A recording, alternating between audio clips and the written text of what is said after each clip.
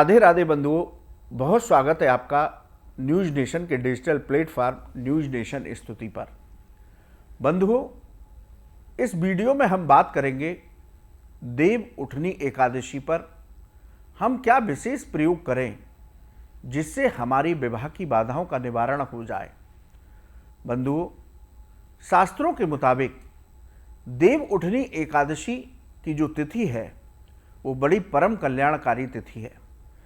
कार्तिक मास का महीना ही अपने आप में परम कल्याणकारी है।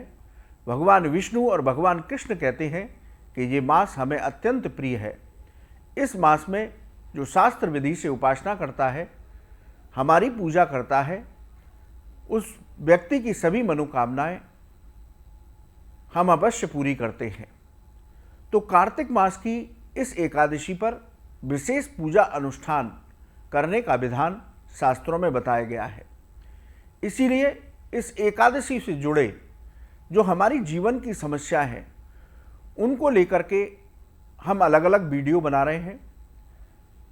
आप हमारे चैनल पर जाकर के इन वीडियो को अपनी समस्या के अनुसार देख सकते हैं और उस विधि से, उस मंत्र से आप पूजा करेंगे तो आपकी मनोकामना, आपकी समस्या का निवारण अवश्य होगा। इस वीडियो में हम बात करेंगे यदि विवाह में कोई बाधा आ रही है, आपकी कुंडली के ग्रह आपके विवाह में रूढ़ा बन रहे हैं, तो इस एकादशी को आप किस तरह पूजा करें और किस मंत्र का जप करें जिससे कि आपकी विवाह की बाधाएं दूर हों। यदि आपका दाम्पत्य जीवन सुखी नहीं है, पति पत्नी के बीच मनोमुटाव चलता रहता है, वो भी इस उपाय को करेंगे तो उनके भी दाम्पत्य जीवन में आनंद की प्राप्ति होगी, उनका वैवाहिक जीवन मधुर होगा। बंधुओं, सनातन धर्म में एकादशी तिथि की विशेष महिमा है और कार्तिक मास के शुक्ल पक्ष की एकादशी की तो बात ही क्या कहनी। ये बड़ी एकादशी में से एक है। इस दिन, इस एकादशी को भगवान श्री हरि 4 महीने की योग निद्रा से जागते हैं। 4 महीने जब देव शयनी एकादशी पर भगवान श्री हरि क्षीर सागर में शयन करते हैं तो उनके शयन के साथ ही सभी शुभ और मांगलिक कार्य बंद हो जाते हैं। लेकिन देवोत्थापन एकादशी पर श्री हरि के जागने के साथ ही शुभ और मांगलिक कार्य शुरू हो जाते हैं। इस बार देव उठनी एकादशी पर बेहद शुभ संयोग बन रहे हैं। धर्माचार्यों के मुताबिक, शास्त्रों के मुताबिक इन दिव्य संयोग में उपासना करने से व्यक्ति को अक्षय पुण्य की प्राप्ति होगी, मंत्र अनुष्ठान में सिद्धियां प्राप्त होंगी और मनोकामनाएं पूरी होंगी। आइए सबसे पहले आपको बताते हैं कि आप किस दिन, किस विधि से, किस मुहूर्त में पूजा करें जिससे कि आपकी अनुष्ठान का पूर्ण फल आपको प्राप्त हो। बंधुओं, 11 नवंबर को शाम 6:46 पर एकादशी तिथि शुरू होगी। 12 नवंबर को शाम 4:04 पर समाप्त होगी। इसलिए 12 नवंबर को देव उत्थापन एकादशी व्रत करना शुभ होगा, उत्तम फलदायी होगा। 13 नवंबर को व्रत का पारण सुबह 6:42 से 8:51 तक रहेगा। इस साल स्मार्त और वैष्णव दोनों संप्रदाय के लिए 12 नवंबर को ही एकादशी व्रत किया जाएगा, यानी कि दोनों ही संप्रदाय के लोग एक ही दिन व्रत कर सकते हैं। इस साल एकादशी पर सर्वार्थ सिद्ध योग, रवि योग और हर्षण योग रहेगा। भगवान शिव कैलाश पर निवास करेंगे। एकादशी पर उत्तरा भाद्रपद नक्षत्र रहेगा और वव कर्ण रहेगा। इन सभी योगों में पूजा करने से अक्षय पुण्य की प्राप्ति होगी। अब बात करते हैं शुभ मुहूर्तों की। देव उठनी एकादशी पर ब्रह्म मुहूर्त पूजा का समय 4:55 से 5:48 तक रहेगा। यदि आप अभिजीत मुहूर्त में सुबह 11:43 से और दोपहर 12:26 तक पूजा कर सकते हैं। कार्तिक मास में शाम की पूजा का विशेष महत्व है, इसलिए आप सुबह पूजा करते भी हैं तो शाम को अवश्य पूजा करें। गोधूली बेला का मुहूर्त रहेगा 5:28 से 5:54 तक। वहीं प्रदोष काल का मुहूर्त रहेगा 5:28 से 6:47 तक। ये मुहूर्त हैं, इन मुहूर्त में अवश्य पूजा कीजिए। बंधुओं, इस वीडियो में हम बात कर रहे हैं विवाह की बाधा और दाम्पत्य जीवन में सुख की प्राप्ति के लिए। अब बात करते हैं उस प्रयोग की। देखिए बंधुओं, इस एकादशी को तुलसी सालिग्राम का विवाह उत्सव भी मनाया जाता है। उनके विवाह के साथ ही सभी मांगलिक कार्य विवाह के मुहूर्त शुरू होते हैं। आपके जीवन में विवाह की बाधा है। कुंडली के कुछ ग्रह ऐसे हैं जो विवाह में अड़चन डाल रहे हैं। आपका विवाह बनते बनते बिगड़ जाता है।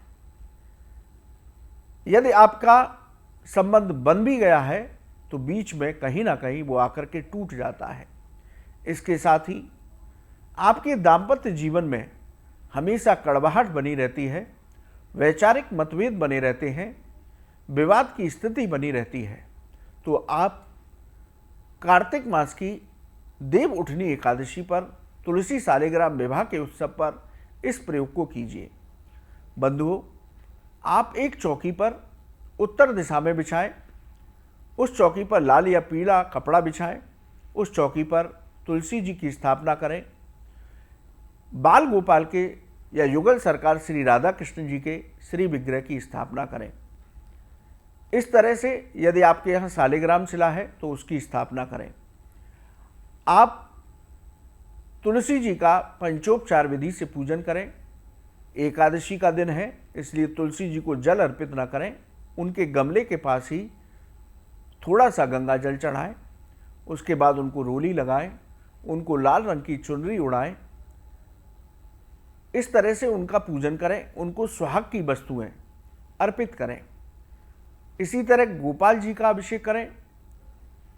उनको तुलसी पत्र अर्पित करें। उनको पीला रंग के दुपट्टा उड़ाएं। अब तुलसी जी की जो चुनरी है और गोपाल जी का दुपट्टा, इन दोनों में गांठ लगाएं, यानी कि उनका गठबंधन करें।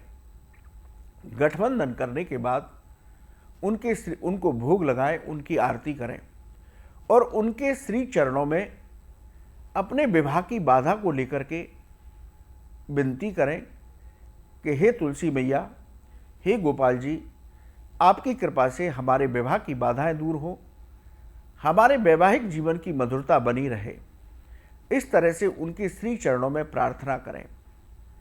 उसके बाद आसन पर बैठ करके मंत्र बता रहे हैं, उस मंत्र की कम से कम एक माला आपको जप करनी है और ये प्रयोग आपको प्रतिदिन करना है जब तक आपके विवाह का संबंध बन नहीं जाता। आप प्रतिदिन सुबह या शाम के वक्त इसी तरह तुलसी और सालिग्राम जी का पूजन करें। मंत्र क्या है? ओम क्लीम कृष्णाय गोविंदाय गोपी जन वल्लभाय स्वाहा। ये गोपाल मंत्र है, भगवान शिव के श्रीमुख से प्रकट हुआ था। पुनः निवेदन कर रहा हूं, ओम क्लीम कृष्णाय गोविंदाय गोपी जन वल्लभाय स्वाहा। इस मंत्र का अनुष्ठान प्रतिदिन एक माला आप जप कीजिए तो आपके विवाह की बाधाएं दूर होंगी।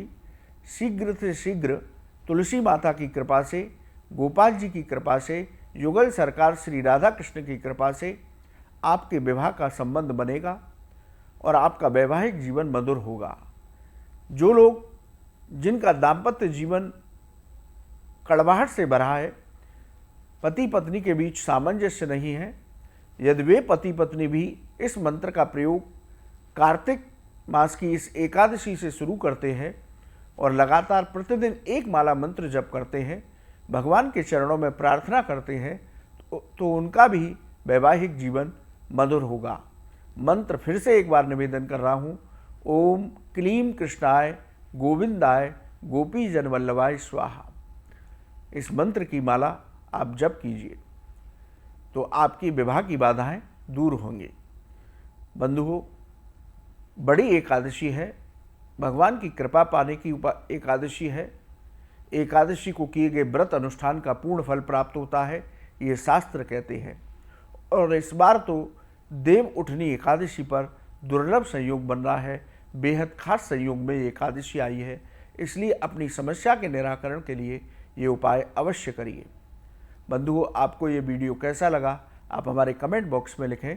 या ज्योतिष और धर्म से संबंधित कोई सवाल है तो आप हमारे कमेंट बॉक्स में लिखें, हम उसका जवाब अवश्य देंगे। आप न्यूज़ नेशन के डिजिटल प्लेटफॉर्म पर जुड़े, आपका बहुत बहुत धन्यवाद। राधे राधे।